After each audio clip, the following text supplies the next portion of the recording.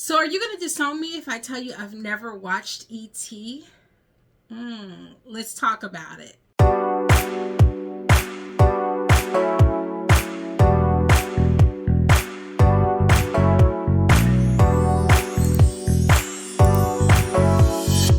Hey guys, welcome back to another Her Real Review. My name is Quana.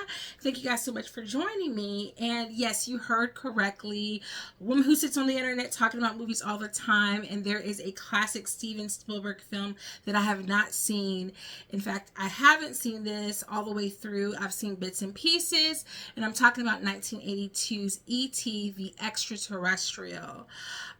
This is a movie that was released the year that I was born, and I had decided that I wanted to try to watch 10 of the most popular movies from 1982.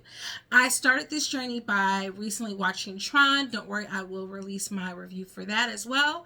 And so I'll be doing a couple of these over the next few months, and I decided why not go ahead and dive into Steven Spielberg's 1982 classic. Because I know that I generally like Spielberg's work. He does a couple of things that fall into my wheelhouse of things that I love. He does a lot of sci-fi heavy stuff and a lot of fantasy stuff, a lot of nostalgia, coming of age, very warm, feel-good type of movies. And I love that stuff. So why not sit down and watch it? The only caveat to this is I'm not always a big fan of films from the 1980s. I always feel like the pacing is a bit wonky and weird and very slow. I do think that that's because it's building into that nostalgia value and giving us time to kind of like let the emotions sit. But sometimes in our, kind of fast-paced world, it becomes a little bit too much for me. But alas, I thought that this would be a great film, and it was rated PG, which meant I could watch it with my family. And so we sat down Sunday night to watch E.T. Now, just a couple of quick notes about the film, but I'm not going to give away too many spoilers. Although, can you really spoil a movie that came out over 40 years ago? It was directed by Steven Spielberg, and it became the highest grossing movie, beating out Star Wars at the time that it was released. And he held that spot. It held that spot until his film Jurassic Park unseated it. It was made on a budget of like $11 million or somewhere around there, and it made over $700 million. So needless to say, he knocked it out of the park. It was written by Melissa Matheson, but it's based on kind of a nostalgic experience of Steven Spielberg's childhood.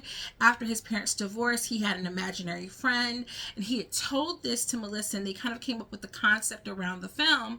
And after a couple of other projects failed, he circled back to this and asked her to kind of do some more work in writing a draft for it. And that kind of came into what would be known as E.T. It was initially going to be called Night Skies, and it was going to be called E.T. and Me, and they landed on just simply E.T. the Extra-Terrestrial.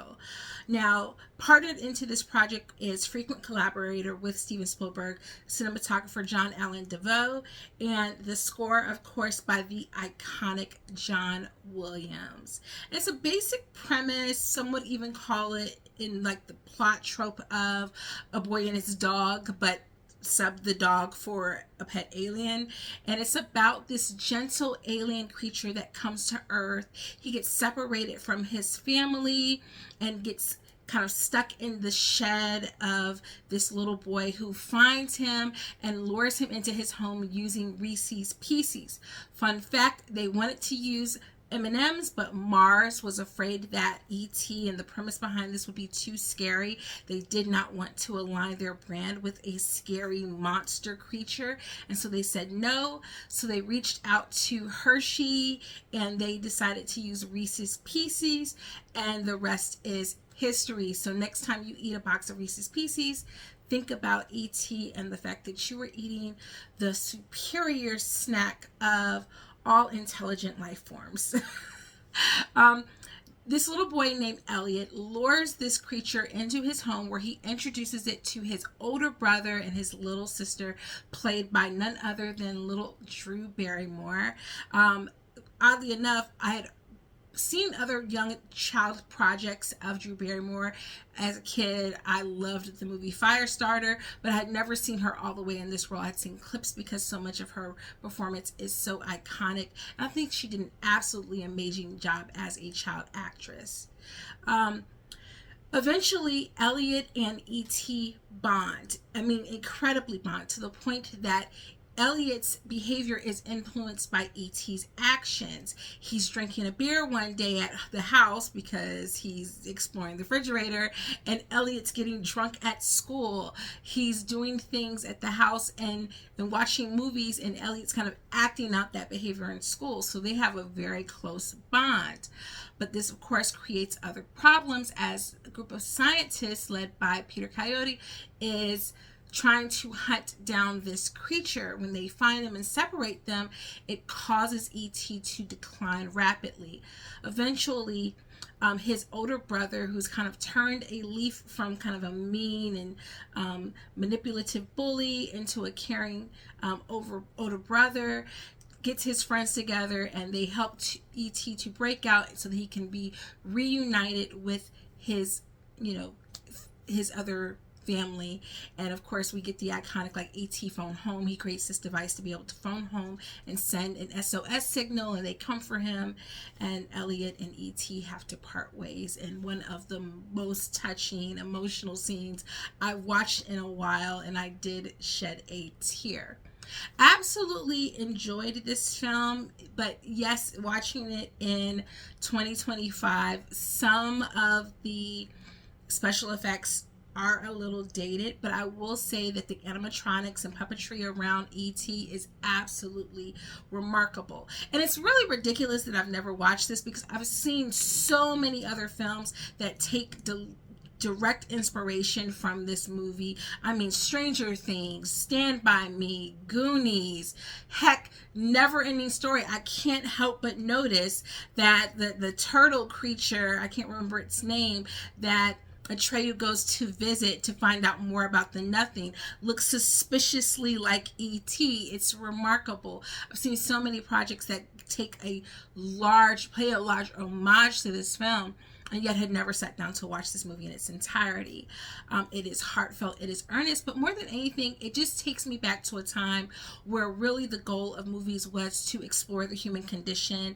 And in this instance, the human condition is when you find someone in need of safety, of home, of shelter, you take care of them, you befriend them, and as you learn from them, and when they go back to where they came from, undoubtedly at some point in time when of their choosing, you never forget them. You never forget the moments you had, and you become a better person because of it. And I think it's so important that we see E.T. through the eyes of the protagonist of Elliot as a child, because I think really what Steven Spielberg is exploring there is the idea that it would take a child in order to really be kind to E.T., because adults are so stoic and so pessimistic and so hardened, and so it takes a child's innocence in order to do that. There's a sense of kindness and humanity that this child possesses, that the adults around him need to see him enacted in order for them to lean in closer to their humanity.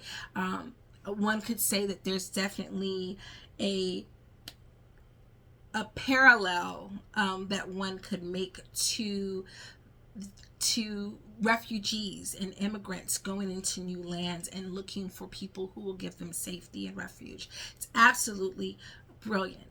The other thing that kind of came to mind is that what was up with the 1980s and like children doing very dangerous things on their own because the adults in their life couldn't really be trusted to handle it. Like there's a lot of protecting that Elliot and his siblings do of their mother because she's in such a delicate, fragile position. And we see this trope continue again and again and again in films that star or are centered around child actors, but specifically I feel like the 1980s, there was just this sense of independence that kids had that perhaps kids today don't have, or that we don't give them because the world has become so dangerous towards children. And it makes me nostalgic and sad for that sense of independence that they had. We're always reminiscing about the things that we did when we were kids and how we ran our bikes everywhere, when we walked everywhere, but the reality is it's not necessarily safe. It wasn't safe then, but it certainly is not necessarily safe in this day and age when so often children come up missing. And so it really made me nostalgic for that time period. But I did actually really enjoy this movie. Of course, it's still pacing wise, I still have a problem with some movies from the 80s, and I have to like really kind of push past my issues with the pacing. But really at the heart of it, these are great performances. I think the child actors did absolutely amazing. The animatronics around E.T. were really, really great. And of course, just Steven Spielberg is a tremendous director. I don't want to say he followed up, because I can't remember if I know his filmography enough to know if this was a direct follow-up to this, but he worked together with the same cinematographer in one of my favorite movies from the 1980s, The Color Purple, which I still think with, what was it, 11 Oscar nominations, it should have won something, but I digress. This movie was really fun. When was the last time you sat down and watched E.T.? And if you never have, I definitely think you should do so, because I think it's worth it. I would give this movie 4.5 stars. Let me know your thoughts around it in the comments, and I'll see you guys in the next video. Toodles.